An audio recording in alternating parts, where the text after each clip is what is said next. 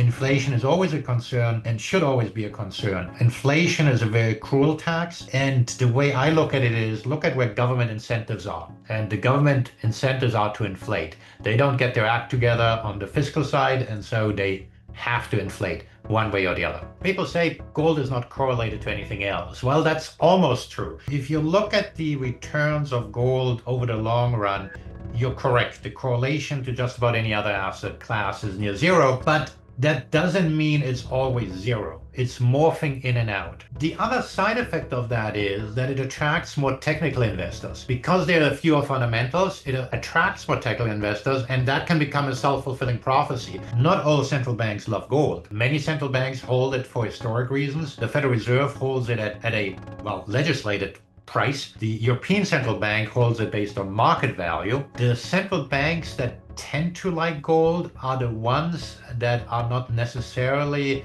on friendly terms with the US. Welcome back to the Gold Exchange podcast. My name is Ben Nadelstein. I am joined by Axel Merk. Axel is the CIO and founder of Merk Investments, which has over $2 billion in AUM. Axel, welcome to the show.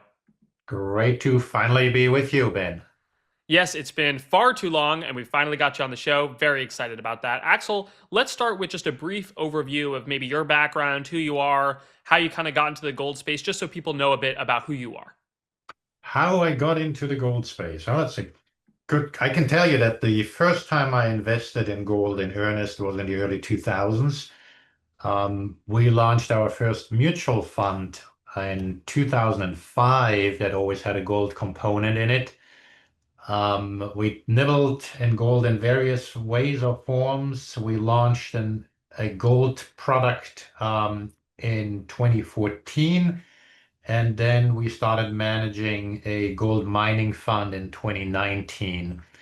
And how I got into that, when we, as I mentioned, right, we started our first mutual fund in 2005. That was actually a currency fund, a hard currency fund. And part of the reason it was a currency fund rather than a gold fund was because I needed to differentiate myself, right? And it was our first public retail product.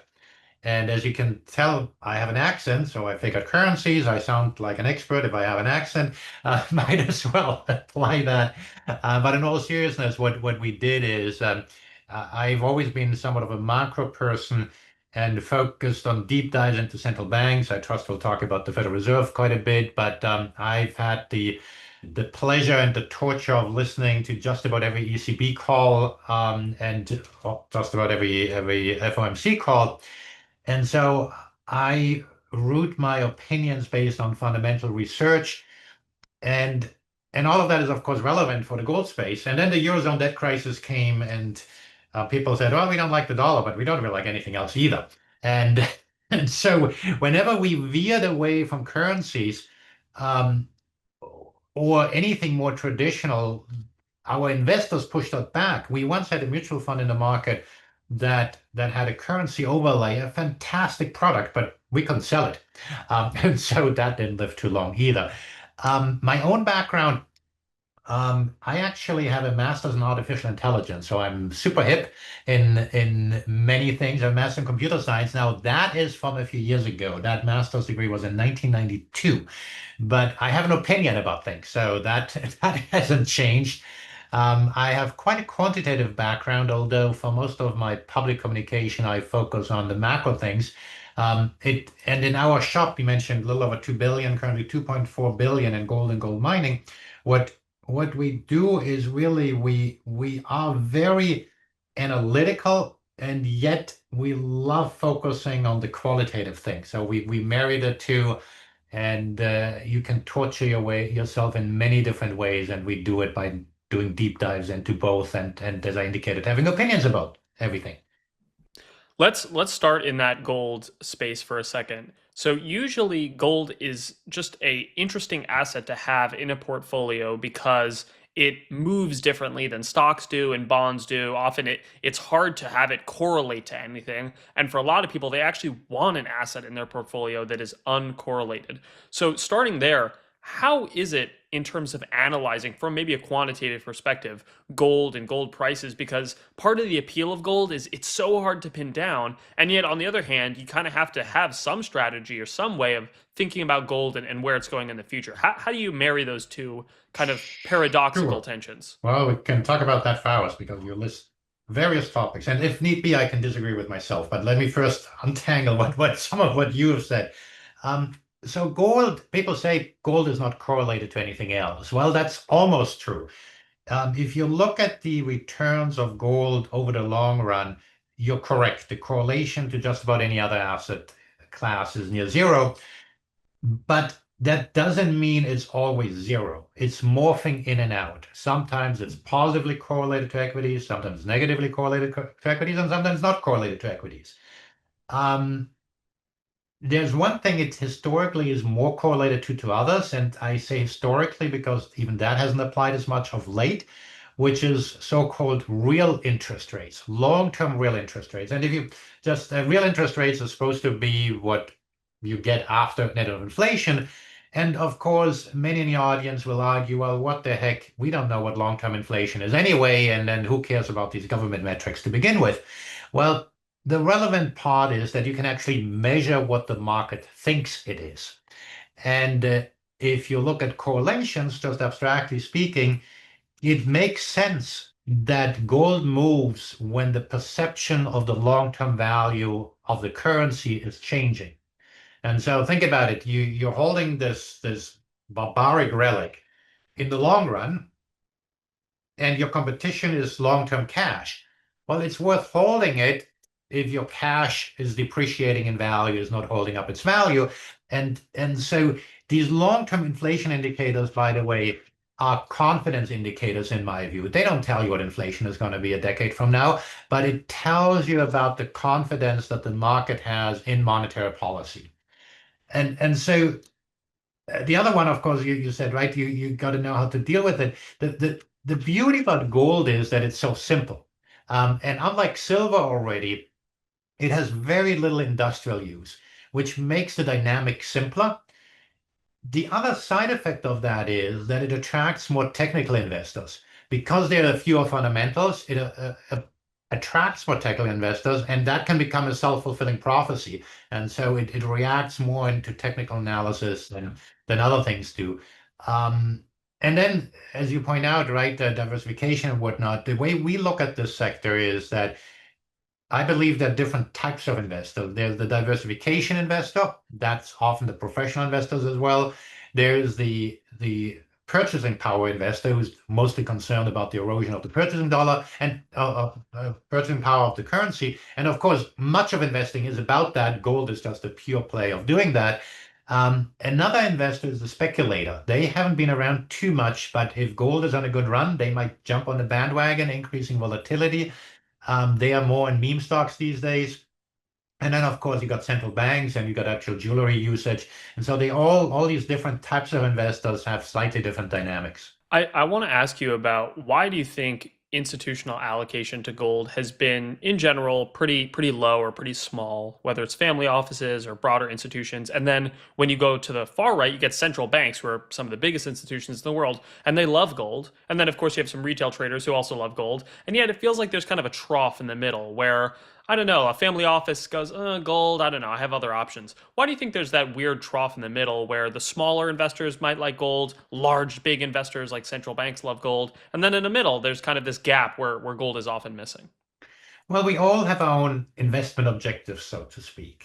And the first of all, the gold space as a whole is fairly small. Let's not forget that. I mean, as we're speaking today, and I said I'm not going to talk about specific securities, but Nvidia hits $4 trillion in market cap. I, you just don't have that anywhere else. And I'm not giving an investment recommendation here on Nvidia or anything like that.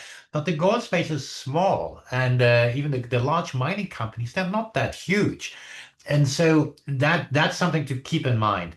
I think the key reason why there are a lot of investors not investing in gold is because it's not income generating. It doesn't produce things. It just is, right? And by the way, what I tell them is, well, I mean, nowadays people may not hold much cash in their wallet anymore, but there's a purpose of a $20 bill in your wallet, even if it doesn't generate any income. It's just you got to think about what is the purpose of it. And of course, one thing that's been changing is the many of those fringe gold bug views are moving more towards the mainstream as more and more people are concerned about the sort of things that you've been talking about forever.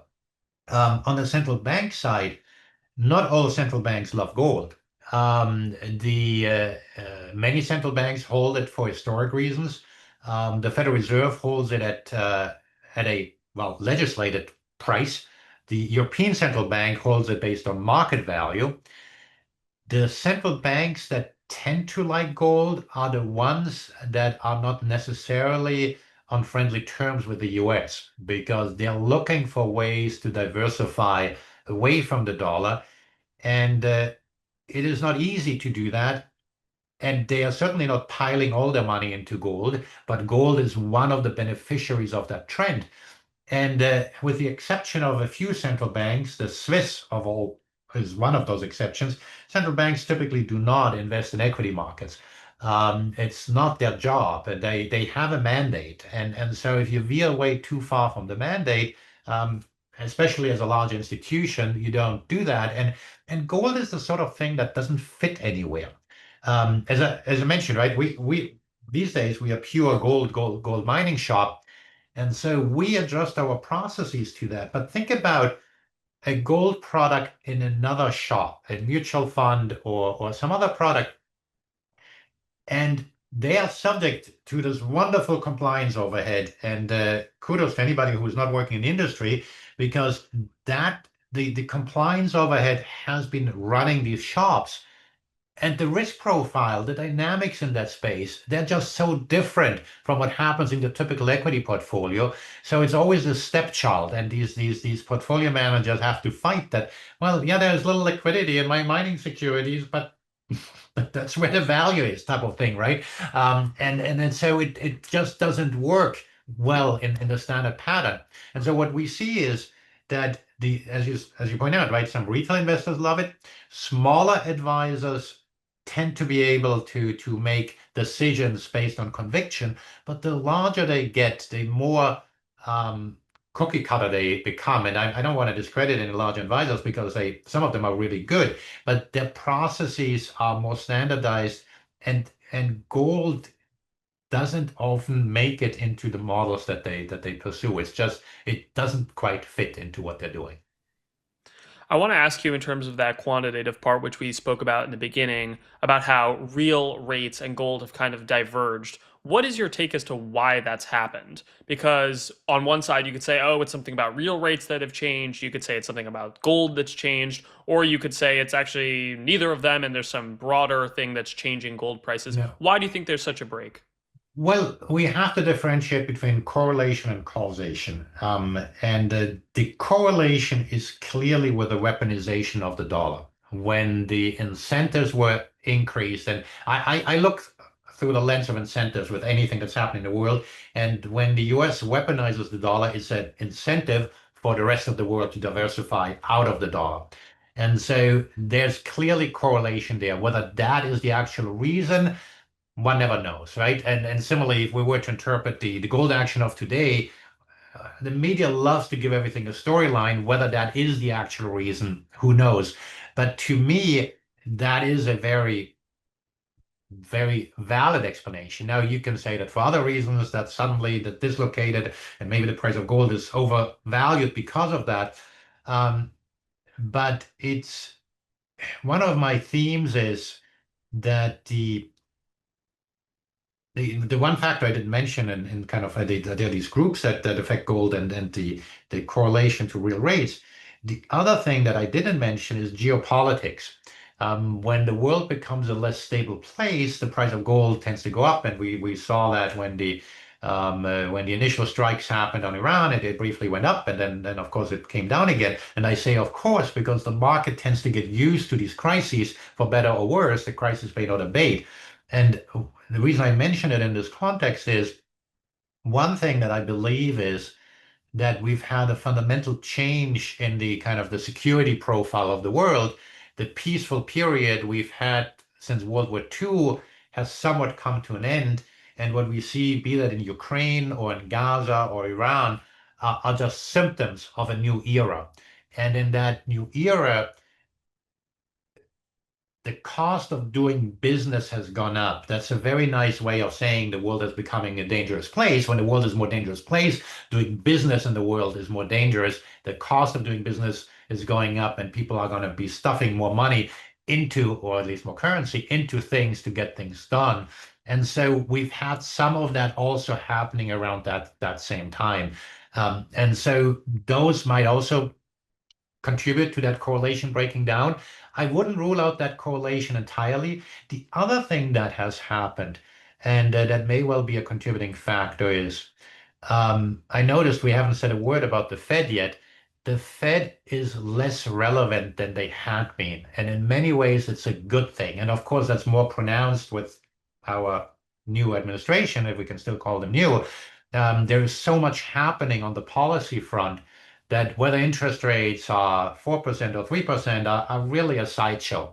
And so that may also be a key contributor. And I hope we get to tariffs because I think that's a key driver for the price of gold as well. And I'll be glad to get into that. But you asked me about the real rates. That happened way before Liberation Day, of course, way before some of those tariffs have come into place. I do want to get to tariffs. Before we end on the gold train, I want to ask you the difference in your mind between gold and gold miners. So a lot of people have this kind of rule of thumb, this basic assumption that, hey, when the gold price goes up, the gold miners should go up even more because they're basically gold with leverage. That's the kind of quote. Gold with leverage is what gold miners are. How accurate is that idea? Is it inaccurate? And when people are looking at this space where you're saying there's going to be, you may be harder to do business, well, gold mining is a business. A bar of gold is not a business. It's just a bar of gold. So how do you think that different kind of dynamic that we're heading into is going to affect gold versus gold miners? Sure. First of all, from an investor point of view, investing in gold and gold mining, it's not always the same investor. The gold investor is often the conservative one. And from a regulatory point of view, I have to say, hey, the price of gold is as volatile as the equity markets. And if your living expenses are in dollars, of course, there's a risk in it. But it's still, it's considered a quote unquote safe haven. It's the fiat trade and so forth. And so on the gold mining side, you could argue it's the same thing amplified with the leverage you point out. For practical purposes, though, the gold mining investor is often the speculator, or it's somebody who wants to use a smaller location and get more bang for the buck, so to speak, because of the increased volatility. On the actual dynamics, what you're pointing out is, of course, the theoretical model that when the cost of mining is fixed, the price of gold goes up and your margins explode because it's all incremental revenue. Historically, especially the last bull cycle, what happened was that when the price of gold went up, well, the price of mining also went up because the cost of energy, about a fifth of the cost of mining is energy, went up. Workers wanted to have higher wages. Governments wanted to have higher taxes. And then, in addition to all of that, these mining companies engaged in an acquisition spree and didn't use shareholder money too well. So investors were very disappointed that that leverage didn't take place. And so what happened then in the protracted bear market is the market told these big miners, hey, get your act together, which they did. The balance sheets look much better of the bigger miners. The flip side of that is that the leverage to the price of gold is much less when your balance sheet is quote unquote very solid. The other thing that happened is that these large mining companies underinvested. And so now when you mine, you deplete your reserves, and you got to figure out a way to replenish that if you want to stay in the same size. And in order to play catch up, and I'm putting a little bit of words into the mouth, but that's my interpretation. And these big companies have engaged in these huge, mostly copper gold projects in some jurisdictions where you don't know what the situation is going to be like by the time you get a return on your capital. So the risk dynamics have changed, and there's been a lot of disappointment on the large miners. In the meantime, because these large miners hadn't been playing the acquisition game, you've seen some mergers in the mid-tier and others. And the real money, in my view, is to be made more in the junior space as these companies are being institutionalized, as they grow. There's a lot of value there. The challenge is we have moved to a space that's very passive. An ETF cannot participate in funding rounds. It cannot invest in private companies. The near zero interest rates have kind of fired everybody who was an active investor. At the same time, the the dispersion of returns, since you wanted me to be quantitative, in the gold mining space is greater than any other sector in the S&P. Um, the plain English way of saying that is the returns are all over the place, or to be more self-serving, active management matters, right? It matters what you do. And by the way, what we do is we invest in what we believe is the scarcest resource of them all, which is good management teams. And so we do kind of venture capital light. And what basically happens in practice is that the management teams who have previously done well have an easier time of getting capital than some newbies showing up. Hey, we found some gold. We'd like to get it out of the ground. And of course there are some nuances there, but on the gold mining side, right, you got the greater volatility. As you go more to the junior space and the explorers and developers, they're more like options, literally an option on striking gold. And so that then really creates some additional torque, if you want to call it, volatility.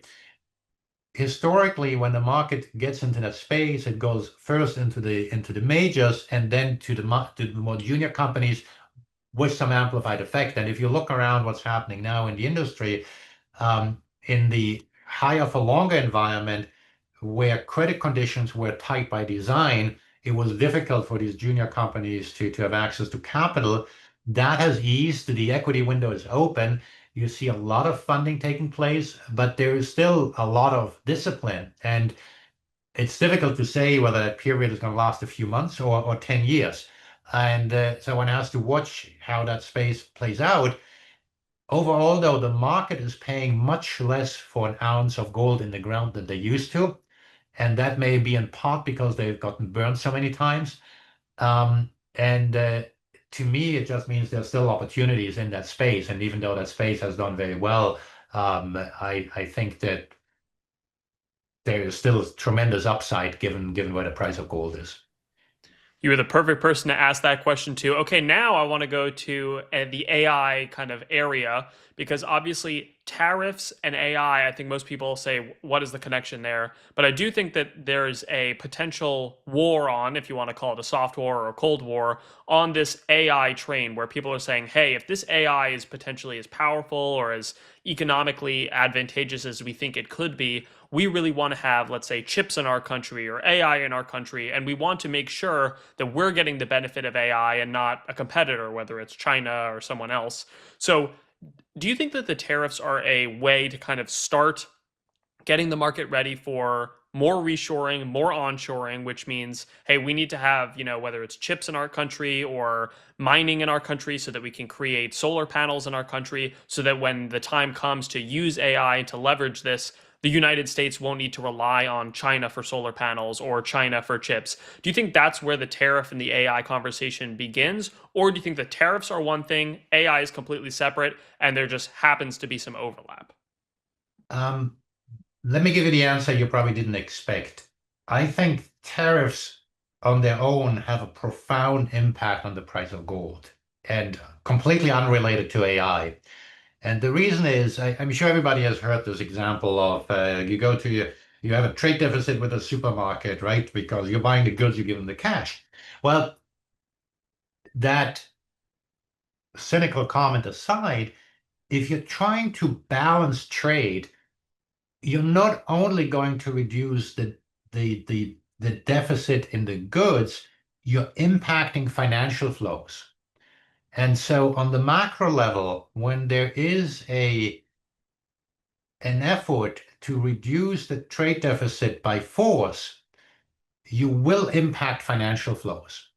And that is the key reason why long-term interest rates in the US have gone up without the price of gold falling down, because the financing of the deficits we have has to come more from domestic hands.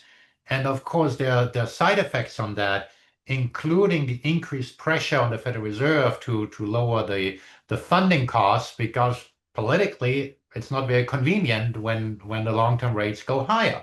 Now, of course, the proper solution to that is to lower the fiscal deficit. And of course, we've had those efforts, but we haven't had any serious efforts on most entitlements. There have been in the Tax Reconciliation Act. There's some taming on the Medicare expenses, but most of these things are not. So when I think about tariffs, my immediate reaction is about, okay, you're impacting the financial flows, and that increases the cost of borrowing. And the reason why the price of gold has done well whenever new tariffs have been announced, is because of the impact it has on the financial flows. And by the way, just even though we hear new every day, we have some news on different tariffs. In my assessment, President Trump would love to have a 10% base rate on everybody and some punitive rate on certain countries, and as need be, to try to coerce to have certain things. And having a 10% base rate on everything on everybody does have a serious impact on the financial flows. It does, and by the way, that the implications go much further. It does impact that so-called exorbitant privilege that we can kind of use. The US is really a hedge fund where we borrow low in the US to invest for bigger returns abroad, and tariffs throw a wrench into that engine. So that's the way I look at that. Now let me try to address, getting a little closer to your question. Um, the when you when you have an effort to do reshoring, you can use carrots and you can use sticks. And so tariffs are the sticks. And the question is, how much long-term kind of long-term benefit can you get from that? Um, how much can you coerce people? In my view, it is far more effective to do it with carrots. And the typical carrot would be tax incentives, deregulation. And of course, the current administration does both, right? They say, let's do tariffs, let's do deregulations. And in many ways, you want the bad stuff out of the way first. That's why we had the tariffs first. And now we had the tax bill. We're going to have midterm election in a year and a bit. And so I think we'll see much more on the deregulation side. Um, all that said, if you look at the most recent thing that was announced, the potential tariff on copper prices. Well, if you think about that, where are the copper smelters? Most of the copper smelters are in China. There's very little capacity in the US. And so they'll have to figure that one out, right? Of course, they would like to introduce increase the copper production domestically, but then they got to give some export credits for that. They got to just putting the tariff in place is not gonna fix that so easily. The other thing is, if you want to build a copper smelter, it's going to take a minimum of about 5 years. Well, in 5 years, we may have a new administration. So would you invest that sort of money to get that up and running? I'm not saying the initiatives to try to reshore are good, but there are always unintended consequences to all these things, and I think one has to have an open mind and just be analytical about what might happen. On the AI front, I think it was the head of NVIDIA. He said, well, the reason he wants to be in China as well is because ultimately, for any of these chips to succeed, you need to have an ecosystem of developers that build on that stuff. And if you restrict access to a region, well, the developers are going to go in a different platform, and people are not going to use it. And so it's always easier said than done that we want to have it only in this place, but real life is a tad more complicated. The Ultimately, I think if you provide the right incentive structures, you can achieve a lot.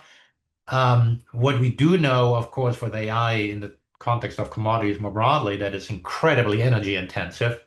And one of the things, since we're talking about tariffs and all that, the gold has been elevated to a strategic mineral. When the executive order was passed on strategic minerals, gold was added. And it obviously it applies to federal land, but it makes a big difference, right? Because these permitting processes take forever. And when I mentioned earlier, we invest in management teams. Key thing is you need to invest in teams that know these local jurisdictions, that know how to get things done.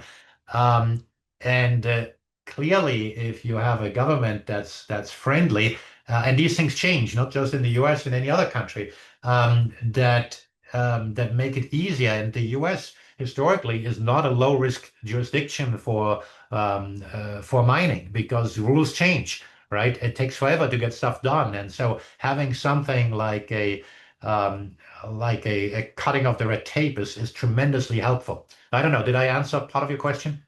Absolutely. And I've been wrestling with that exact kind of question myself. And I've asked many guests, hey, even if we do have this deregulation, this cutting of red tape, this, fast tracking of whether it's mining or nuclear or solar, whatever it there's is there enough time for someone to invest and say, hey, I know in the next 3 years I have President Trump, he's going to back me and I'm going to make this whatever copper smelter. But in year 4, what if it's someone different? How do you look at that risk? Well, obviously, I mean, the nice thing about businesses is they're always eager to make money, right? And so they'll try to find a way to make it happen. One of the reasons why the Trump administration isn't just cutting 10% here and there, but is dismantling entire departments, is because it's just so much more difficult to rebuild. And so if you want to have a more longer lasting impact, and of course, some of your listeners may like this and some may not, but just from an incentive point of view, right? You dismantle the entire infrastructure, which makes it less likely that's going to be rebuilt. Now, of course, you're setting precedent that you can do all kinds of stuff with executive order, and so that creates some other risks. Um, it's a hallmark, and one of the reasons why we haven't built as much in the US in general, and why companies like Facebook and Google have been very popular, is because when you have too much administrative overhead, you will invest in anything that has a short-term return, right? If you invest in a project that has a 20-year return, you need certainty. And by the way, a key ingredient here is fiscal sustainability. If you don't believe that in 20 years from now, the government is going to have its house in order, why would you invest? Because the government is going to take your money either through taxation or through inflation. And so to me, that is as important as the red tape. Now, don't get me wrong, I work in a completely overregulated industry. My compliance overhead we manage over 2 billion. I can still consider ourselves a small business. The sort of money that we spend on compliance and legal fees is just incredible. And and much of it is not exactly serving a good purpose, I would argue. But it's just this administrative infrastructure that feeds on itself. And when I talk to executives in other industries, they have the same story. And so there's a lot that can be done. Now, the good news is that even on the sides of the Democrats, there is a drive towards dismantling red tape. If you think about the darling topics of the left, like affordable housing, for example, the left nowadays fully understands that it's policies that they advocated for a long time that to significant extent responsible for the housing shortage. So the left and the right, they aren't actually that far apart on many issues. They would never admit it. But and the other thing though that's happening, and that's good for the price of gold, not necessarily for other things, is that both the left and the right and Europe, if I can add that Asia's always been there, they are heavily banking on industrial policy. And what I mean with that is where the government chooses winners, where they want to be.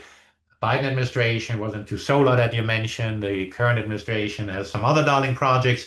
In Europe, you your listeners almost certainly heard, right? Germany wants to spend 500 billion euros on defense. Well, they don't even know how to procure stuff in that amount, right? And in order to get that done, they needed to promise their coalition partner to also spend 500 billion on infrastructure. The EU, Mr. Draghi, the former head of the ECB, then Prime Minister of Italy, wrote a paper saying that we need to invest 5% of the EU budget, about €1 trillion, of the EU, yeah, of the no no of the EU GDP, um, in not the budget of the GDP in infrastructure. The motivation there is to have joint Eurobond bonds that are guaranteed by all the countries, but that's government activism, and of course China has always done it. And so this idea of laissez-faire economics, both on the left and the right, is currently not in vogue. Usually, when the government does stuff, it's not the most efficient way of deploying capital. And I'm trying to be friendly here. But all of that to me suggests that maybe gold might do just fine in that sort of world. Let's not forget the other topic, climate change. And people have different views about it, but I think most people agree that no matter what we do, it's going to be expensive. Be that people building places that are more resistant to floods, or be it government doling out subsidies to keep them there in other ways.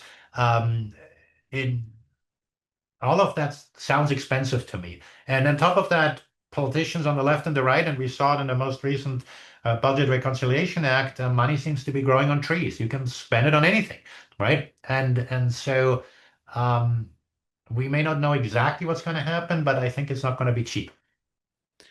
Yeah, there seems to be no political will, desire, or incentive to spend less money. For some people, whether you agree or not, they think Elon Musk is a very successful industrialist, whether you look at his market cap or the things that he's worked on. And even that guy went into the government and said, I'm going to try to, lower the budget deficit or lower the debt. And he was like, all right, never mind. We're going to Mars. That seems a bit easier.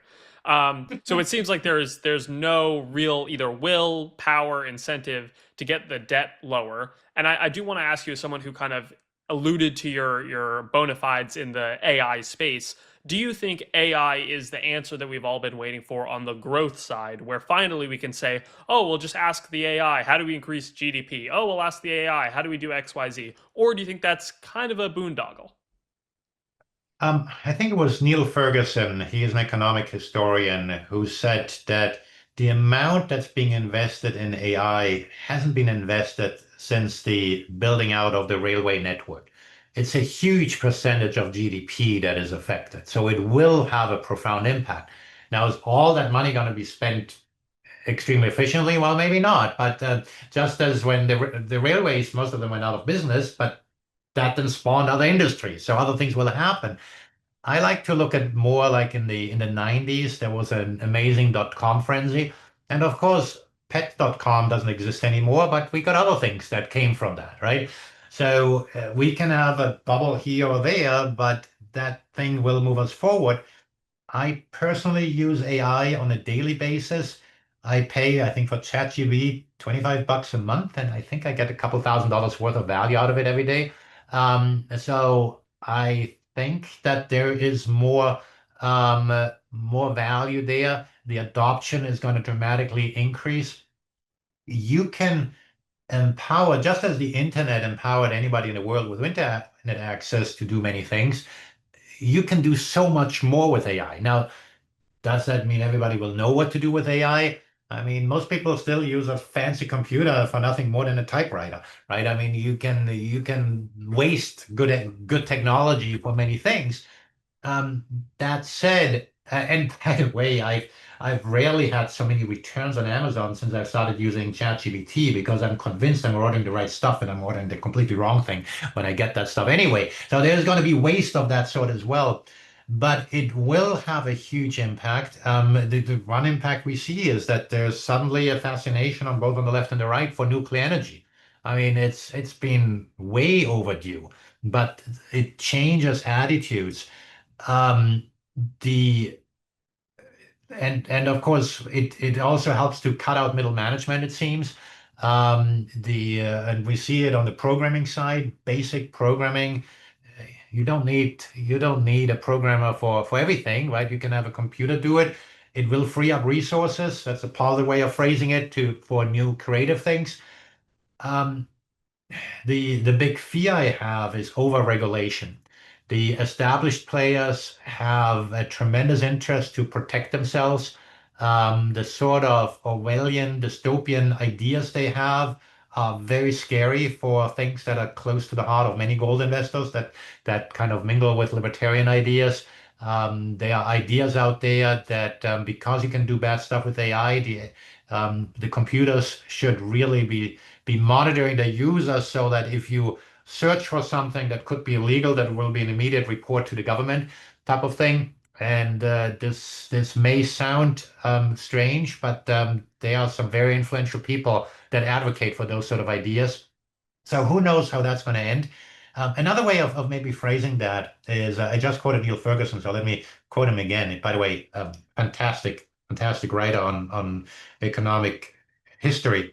Um, he compares in a book he called I think the Square and the Tower, or the Tower and the Square. He compares it. He talks about how robust societies are, and says societies that are network societies from ground up are robust and can handle the changes. Hierarchical societies will crumble, and he draws parallels to the invention of social media, to the invention of the printing press, and then says how societies collapsed because of those changes. Now, he talks about social media. That book was written before the invention of AI, but it's the same sort of thing, right? These are tremendously new ideas, new technologies. The so-called establishment cannot cope with it. And if you are in a country that is quote unquote rigid, you might see some failures. One of the beauties of the US is that we are very flexible, so we can adapt. And of course, not everybody likes the changes that are happening necessarily, but we can adapt. Whereas other countries might fail. And when I talk about there's going to be less peace than we've had, I think that's in that theme that there's some tremendous changes that AI will introduce. And there are tremendous opportunities, but we should not be naive and think that there's not some bad stuff that's going to happen as well. As we end on the AI front, I want to ask you how you think it might affect mining and the sector in general, because obviously there's going to be this incredible demand for energy, where that energy might come from, whether it's nuclear and getting minerals for nuclear, or solar, getting, materials for solar. It all kind of pushes me towards, wow, there's going to be a real need for more mining, whether it's raw materials. Do you see that as an accurate portrayal where AI, if it is as bullish as a lot of people are expecting it to be, those investments will also bleed into mining, or is it more sophisticated than that story? The short answer is I don't know. And the reason I say that is because I have some thoughts on it, but my portfolio managers don't seem to agree. And so I might be very wrong. The reason I say I might be very wrong is that I live in Silicon Valley. I like to pay high taxes. And so one of my friends kind of pitched me this idea about mining with AI. And there's some technology companies out there. And I showed that to my portfolio managers. And of course, we are a step removed, right? It's the teams that are involved, and they've only had a lukewarm interest in that, right? It hasn't had any sort of traction. It's mining is really a nuts and bolts type of business, and you need to know how to dig stuff out of the ground type of thing. Now, does it mean the place where it can really help is in anything from grant writing to writing proposals to writing funding proposals, right? Especially if there's government subsidies, can help tremendously, as you point out. And on the energy side, right, price of energy might be going up because there's just going to be such a demand that has an impact. To what extent it will impact mining, I don't know. Maybe on the automation side, but the bigger mining sites, I mean, they have some sophisticated machinery already. So I don't know is my short answer. I'm sure it's going to have some sort of an impact. I don't think it's going to be a game changer on the mining side. The thing to remember on mining is that even something as rare earths, they're not rare. It's just it's difficult to get them out of the ground because you don't have much of them in the ground anywhere. But if you dig up enough stuff, then you can squeeze some grams out of it, right?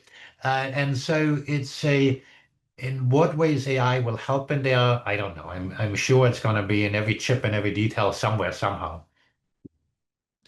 Yeah, I do. I did listen to an interesting discussion, A, about rare earth metals, and B, about the magnets. And apparently, China has a big kind of source of these magnets. But you can for the right price, I guess you can start finding magnets in other places. You can find them anywhere, and you can find them in the US, but building these mines is not easy. And of course, it's again, right? You asked about you're going to invest for several years. Think about the if the tariffs on copper is going to be introduced, well, is the tariff going to stay in place, right? What sort of protection are you going to have? And that's very, very difficult. And certainty on policy is really a key ingredient for people to invest. And so now what we currently have is quote unquote strategic uncertainty. And that may work for certain things, right? It might help in the reshoring. I continue to believe that the carrot approach is a far more effective one. And you can do short-term things like allowing accelerated depreciation. Having a good tax structure is, I think, is a very helpful one in the long run. And then just on permitting and general administrative overhead, certain things, there's a lot that can be done. Axel, as we are heading towards the end of our interview, I want to do a series of rapid fire questions. You can answer as short or as long as you want, but they'll be all over the map in terms of topics. So let's start with a fun one, which is the Fed. We didn't talk much about the Fed today, but let's talk about the Fed chair. Who do you think is going to get the nod from Trump? Do you think it's going to be a Trump loyalist, someone who says, I'm pushing down rates no matter what, let's go to negative if we can go to negative? Do you think it's going to be Besant? Do you think it might be our friend Judy Shelton, who we just interviewed? Who do you think is going to get that nod for the Fed chair? And do you think that's going to matter? It matters if it's Kevin Warsh. Otherwise, it doesn't matter. Kevin Warsh is the one person who will structurally change the Fed. He has been very vocal critic in on structural issues, on processes, on how they should go about it. We have the 5-year review at the Fed. They get nothing done. We have a lame duck Fed chair. We don't have a proper framework or anything. Of course, we know what they do. Kevin Warsh would be a godsend, in my view, to the Fed. And I no disrespect to Judy Sheldon. I think she's great, but I don't think she is going to get the job. And so that's why I focus on him. If it's one of the other names that are in the news, we'll get more of the same. What do you think about this inflationary environment that we have been? Do you think inflation is something that investors should still be worried about, or should they more be worried about whether it's deflation or stagflation? Where do you think that inflationary regime is currently? Our common friend Ben Bernanke wrote a book during the pandemic where he quickly added some chapters in the end on inflation because it suddenly it came out. And the one thing I say friend, because there's one thing I agree with him, is that once you have high inflation, it's not a linear process. And it's one of the key reasons why Powell is still concerned about lowering rates, because you just don't know. And there are many other reasons you don't know right now because of the volatile policies and other factors. But the inflation is always a concern and should always be a concern. Inflation is a very cruel tax. And the way I look at it is look at where government incentives are. And the government incentives are to inflate. They don't get their act together on the fiscal side, and so they have to inflate one way or the other. Okay, next one for you, which is in a similar topic. Do you think that we will see negative real interest rates? So obviously there's negative nominal interest rates as well, but do you think we're going to see negative real interest rates? And where do you stand on the nominal interest rate question as well? Well, eventually, yes. So I'm just looking at my Bloomberg, and the 10-year real rate as priced into the market is 1.97%. So it's positive right now. I think the years of the zero interest rate environment, we have snapped out of those. Can we get back into them? Of course we can. And again, quoting Bernanke, he thinks that everything that has happened is just a toolbox and will double down. Part of the reason we haven't got a recession is because we are ever more micromanaging the economy. Yet another part of the question. You want to Yeah, well, actually, that was right into my next one, which is why do you think we didn't see a recession when so many analysts were predicting one? Yeah, well, I mean, the first of all, from investors' point of view, it doesn't really matter. It always matters what might happen, not what will happen. So to just one shouldn't get too frustrated about it. You manage your portfolio in terms of the risks in it, not of what actually happens on the ground. But I think the most to kind of to double down on the example I just gave is when you bail out the banks for mismanaging the interest rate risk, we would have had a recession had that not happened, right? And so I think that is the key driver here. Um, and otherwise, we're just always pushing out that risk of a recession. We of course have a very dynamic underlying economy, and we've had some animal spirits unleashed with this administration coming in as well. Okay, next one for you. What do you think could change gold sentiment overnight? We've seen obviously there's been geopolitical risk that has moved gold, there's been tariffs that have moved gold, trade wars, inflation. What do you think is possibly that next thing in change of sentiment for gold?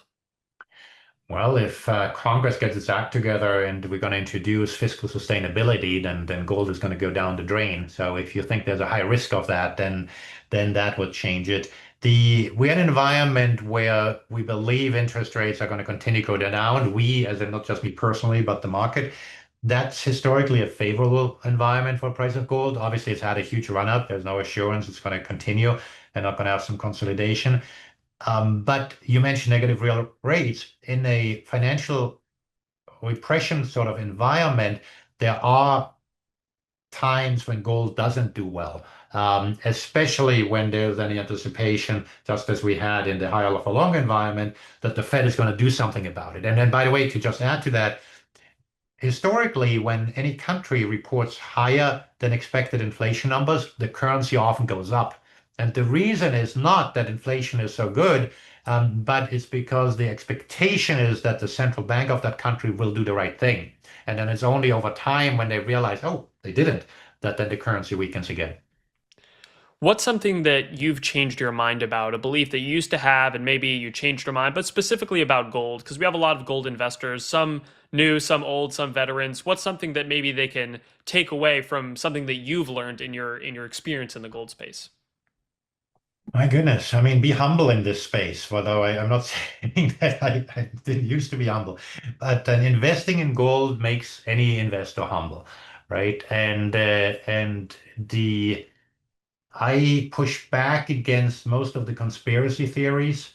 I haven't changed my mind on that. I've always had that view. And the reason is that gold investors think they're special. Every market in which there are derivatives, there is the sort of quote unquote manipulation. It comes with that territory.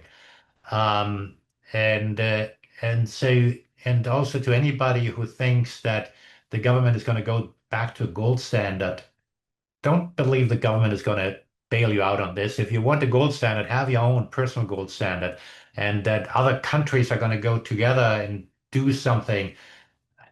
They can't agree on anything internally. They're not going to be able to cooperate on anything. So I would discount a lot of that noise that you hear out there. I change my mind all the time on things. What I try to do is I like to go to the sources and make up my own mind. I'm not always right, but I can test my own views against the market perception and have opinions, and then make my investment decisions based on that. Well, for those looking to get on their own personal gold standard, they can check out monetary-metals.com. Okay, last question for you, Axel, which is what's a question I should be asking all future guests of the Gold Exchange podcast? What they do personally, whether they just talk about the stuff they do or whether they actually live it. I think that's always, I think, a good question. And then you can ask them what they think the best investment is. And to answer that question, I think investing in yourself is probably the best investment you can do because you can control the income generating machine that is yourself better than when you trust something else.